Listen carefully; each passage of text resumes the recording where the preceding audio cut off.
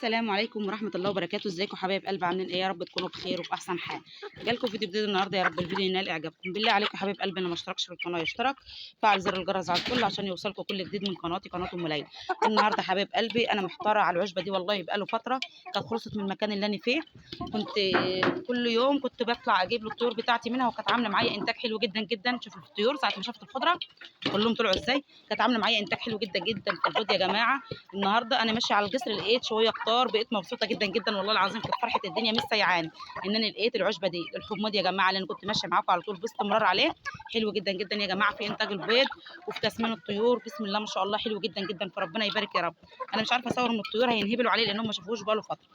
اما بالنسبه للخلطه اللي انا بحطها للطيور بتاعتي يا جماعه، في شكاره علف 40 كيلو، ديت خلطه على بعضها كده بسم الله ما شاء الله حلوه جدا جدا. الشكاره دي عامله 300 جنيه يا جماعه.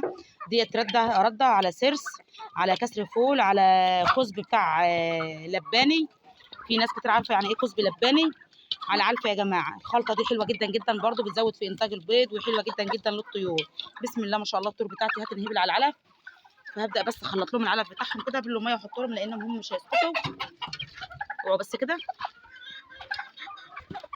اوعوا بس كده، اوعوا.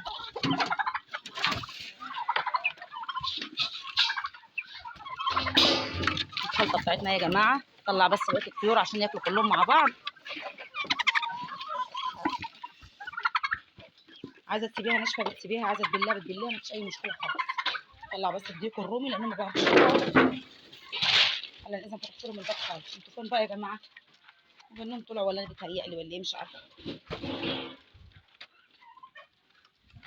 لا طلعوا كلهم اهو. بسم الله ما شاء الله اللهم صل على النبي، ربنا يزيد ويبارك. انا جبت برسيم برضو يا جماعه، بس البرسيم لقيته شيخ ما ينفعش يتخرط، فحذفت لهم كده هم هياكلوه بقى وخلاص. لان البرسيم عوده ناشف جدا جدا، لان خلاص البرسيم بدا يشطب، فالعود بتاعته نشفت خالص فما ينفعش ان هو يتخرط، فحطيت لهم ناشف بقى كده بعدانه كده عالي معايا.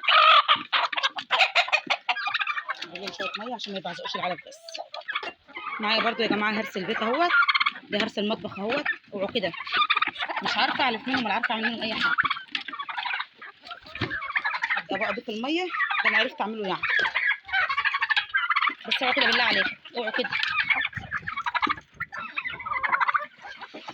عمالين تدوسوا على بعض ليه؟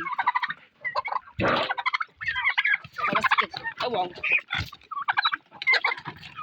القوي بياكل الضعيف يا جماعه، هنا القوي بياكل الضعيف في الزمن اللي احنا فيه ده، حتى الطيور. تفاح قدامكم اتغذوا. الخلطه دي يا جماعه حلوه جدا جدا في انتاج البيض، والله حلوه جدا جدا، بتجيب نتيجه بسرعه يعني مع الطيور. الحماض ده يا جماعه زي ما انتم شايفين وعارفين ان انا كنت بشتغل معاكم على طول بالحماض ده، كان بيجيب نتيجه عاليه جدا في انتاج البيض عندي، وحلو جدا جدا لتسمين اي طيور يا جماعه. حلو جدا جدا لتسمين اي طيور. شايفينه انتوا برده معايا مع البط الخليط بتاعي بسم الله ما شاء الله، كنت شغاله معاهم على طول بالحماض برده والكزبره والحاجات دي، كان جايب نتيجه عاليه جدا جدا مع الطيور بتاعتي. فربنا يبارك يا رب، ربنا يبارك. كل حاجه يا جماعه من خير الطبيعه حلوه جدا جدا للطيور. ما تقولوش ان هي حاجه طالعه كده في الارض كده وخلاص، لا كل حاجه خارجه من خير الطبيعه فيها فايده كبيره قوي للطيور. فربنا يبارك يا رب، ربنا يبارك لنا جميعا. وبس كده مقسم لكم العلف عشان ما تدوسوش على بعضكم. قشور بطاطس، قشور فاكهه، اي حاجه يا جماعه في مطبخك ما ترميهاش، طيورك اولى بيها. اي حاجه في مطبخك ما ترميهاش، طيورك اولى بها يا جماعه. فربنا يبارك لنا يا رب، ربنا يبارك لنا جميعا. بسم الله ما شاء الله. شايفين الطيور قدام منكم حيويتها حلوه جدا جدا، فربنا يبارك يا رب. عشان انا مهتميه بالطيور يا جماعه وشغاله معاهم صح من الاول، فعشان كده طيوري قادره احافظ عليها. فربنا يبارك يا رب، ربنا يبارك ليا ولكم ان شاء الله، ربنا يبارك للجميع. مش عارفه الاضاءه وحشه ليه في التليفون النهارده. فربنا يبارك لنا جميعا يا رب. بسم الله ما شاء الله. زي ما انتم شايفين الرومي بتاعي والفراخ البياض والفراخ اللي هي الشمرات الصغيره، بسم الله ما شاء الله الحاجه كويسه جدا جدا قدام منكم يا جماعه. حاولوا انتوا تحافظوا على طيوركم، لان فصل فرق الصيف من الشتاء بيبقى فيه اذيه جامده جدا للطيور. فربنا يبارك يا رب ويسترها معانا جميعا ان شاء الله، ربنا يسترها معانا جميعا ان شاء الله. كل اللي شاهد الفيديو بتاعي يا جماعه يدعي لي بالبركه ان ربنا يبارك لي في طيوري وفي حاجتي، وربنا يزيد كمان وكمان يا رب، عشان نفضل متواصلين مع بعض على طول على القناه، وكل يوم ادي لكم اي جديد انا بعمله او اي حاجه بوصلها للطيور بتاعتي تستفادوا منها برضه في نفس الوقت. فربنا يبارك لنا جميعا ان شاء الله.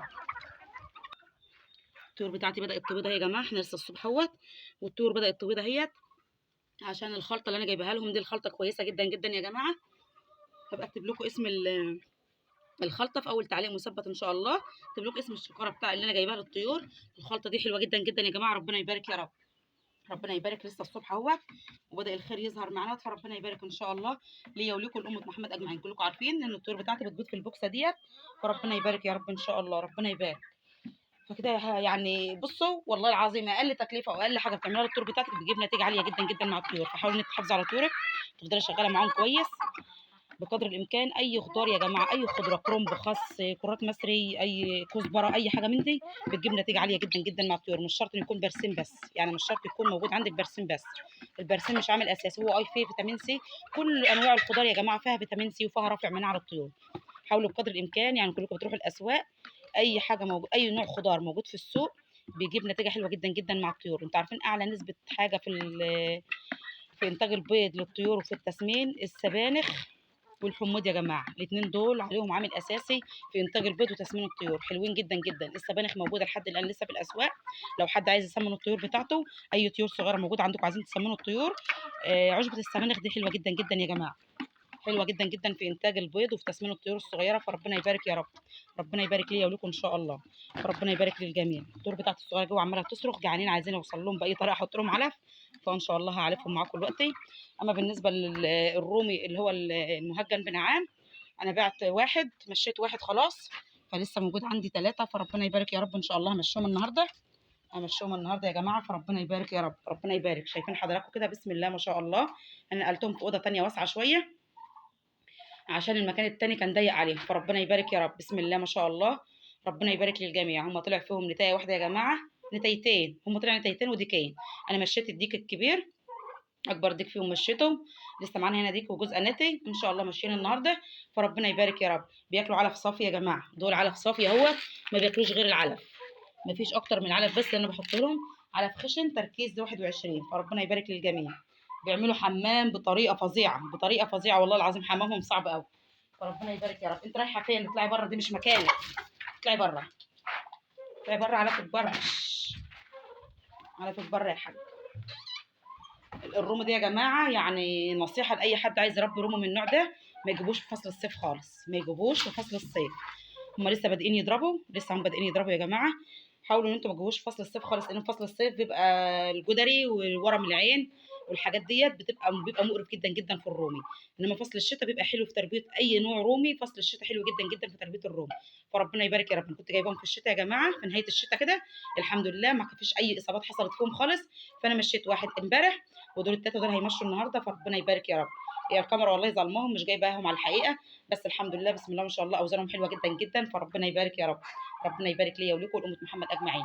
وبكده حبايب قلبي اكون وصلت معاكم لنهايه الفيديو بتاعنا النهارده، اشوفكم في فيديو جديد، والسلام عليكم ورحمه الله وبركاته.